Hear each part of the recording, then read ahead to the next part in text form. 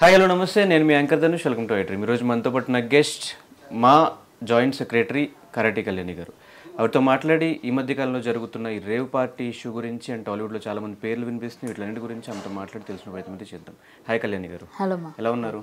Super. First of all మీ దగ్గర రావడానికి major reason ఏంటంటే మిగతా వాళ్ళు ఎవరు రియాక్ట్ అవ్వలేదు, కానీ కరాటి కళ్యాణి గారు ఒకటే రియాక్ట్ అయ్యారు, అది కూడా హేమ గారి ఇష్యూలో. ఎందుకు? నేను హేమ గారు ఉన్నారని రియాక్ట్ అవ్వలేదు. ఫస్ట్ యాక్చువల్గా నాకు పార్టీలన్నా ఇలాంటివి జనాల్ని చెడగొట్టి యువతను చెడగొట్టి ఇట్లాంటివి కొంచెం సోషల్ కాజెస్ కోసం ఫైట్ చేస్తుంటా కదా, నాకు కొంచెం సమాజం పైన కొంచెం ఎక్కువ ఏంటంటే బాధ్యత నాకు కూడా ఉంది అని ఫీల్ అవుతుంటాను కొన్నిట్లో. కాబట్టి ఎవరు అనకపోయినా ముందెళ్ళి మాట్లాడేసి తిట్టేవాడు తిడుతూనే ఉంటాడు. తిట్టినా వాడేవాడు నాకేం పెట్టడు, వాడేవాడు నన్ను చూడడు, వాడేవాడు నాకు చేయడు. నేను నా పని నేను సిన్సియర్గా చేస్తున్నాను అంతే. ఇది నా పని. ఎవరికైనా సరే నేనే ఫస్ట్ రియాక్ట్ అవుతుంది. మీరు చూడండి కావాలండి, ఈ ఒక్క ఇష్యూ కాదు కదా. కానీ యాక్చువల్లీ ఈ విషయంలో బాధ్యత కంటే ఏదైనా టిట్ ఫర్ టాట్ ఒకప్పుడు నన్ను అన్నారు కదా, ఈసారి ఇప్పుడు ఏంటి దొరికారు అట్లా ఏమన్నా అనిపించింది? అలా కాదు, టిట్ ఫర్ టాట్ నన్ను ఒక్కళ్ళ అంటే అనుకోవచ్చు, ప్రపంచాన్ని అందరినీ అంటుంది ఆవిడ. పోనీ ఎవరిని అనలేదో చెప్పండి. ఒక రాజేంద్ర ప్రసాద్ గారిని అడిగించలేదా, శివబాలాజీని కొరకలేదా, లేకపోతే నరేష్ గారి మీద నా మీద కేసు పెట్టారని హల్చల్ చేయలేదా, డ్రగ్స్ ఏదో ఇక్కడేదో పబ్లో ఏదో రైడ్ అయింది, ఇక్కడ రాడిసన్లు అంటే వెళ్ళి మీడియా మీద అందరి మీద అరవలేదా, పోలీసుల మీద నాకు అది చేశారు, ఎక్కడ ఆవిడ చేయలేదో చెప్పండి.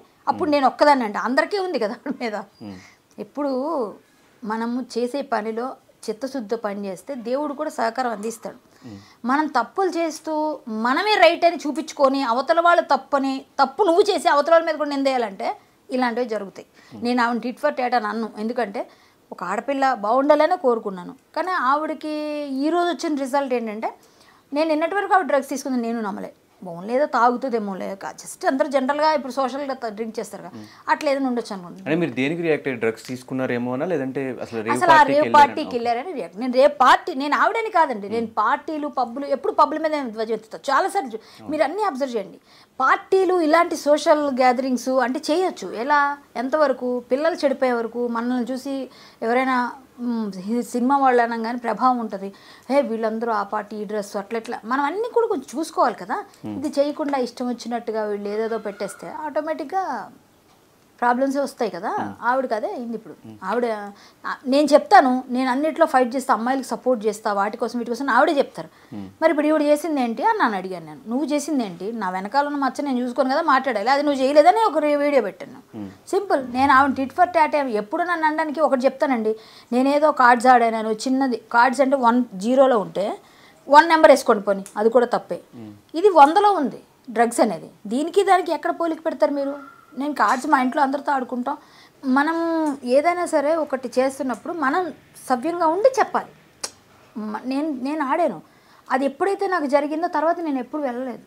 వెళ్ళినా అది కమెంట్స్ కూడా ఒకప్పుడు కార్డ్ సైడ్ దొరికిపోయిన కళ్యాణి గారు ఇప్పుడు ఈ టాపిక్ గురించి ఎట్లా మాట్లాడతారు? వస్తున్న ఏమండి, కార్డ్స్ ఆడితే ఇంట్లో ఆవిడ ఆడుతుంది. ఇదే హేమ బెంగళూరులో క్లబ్స్కి వెళ్ళి ఆడింది ఆమె. నేను కూడా క్లబ్స్కి వెళ్ళి ఆడేది. బెంగళూరులో ప్యాక్ ఆట ఆడడం అనేది మా ఇంట్లో మేము అందరం కలిసి ఆడుకుంటామండి. మాకు చిన్నప్పటి నుంచి మా ఊర్లో ఒక పండగ వస్తే అదే మాకు ఎంటర్టైన్మెంట్. మా అలవాటు పని తప్పే సరే, నాకు అది తప్పైనా అదే ఒప్పని నేను చెప్పట్లేదు, నేనేం అనట్లేదు. నేను తప్పు చేయలేదు అనలేదుగా. నేనే దొరికినప్పుడు కూడా నేనేం లేను అక్కడ, నేనేం బొకాయించలేదుగా, నేను అబద్ధాలు ఆడలేదుగా, నేను జెన్యూన్గా నేను వెళ్ళాను, నన్ను ఇరికించారు. అది తప్పు నాదున్నా లేకపోయినా అక్కడ ఉన్నాను ఆ ప్లేస్లో, కాబట్టి నేను తప్పు చేయలేదని నమ్మరు. నేను ఆడాను అని అన్నారు. నేను ఆడినా ఆడకపోయినా నన్ను ప్యాకాట ఆడావు, ప్యాకాట ఆడడమే ఎంత తప్పు అన్నప్పుడు మరి డ్రగ్స్ అయితే ఇంకెంత తప్పు జనరల్గా. సో నేను ప్యాకాట ఆడానని క్లబ్స్కి వెళ్ళానని ఎంతైనా మా పిల్లే అని ఆవిడే మాట్లాడింది. ఇప్పుడు కూడా మా అక్కే మా పిల్లే, కానీ అక్కడికి వెళ్ళడం వల్ల ఆవిడ డ్రగ్స్ తీసుకుంటుందని నేను అనుకోను. కానీ ఇప్పుడు ఆవిడ డ్రగ్స్ తీసుకుందని కన్ఫర్మేషన్ వచ్చింది.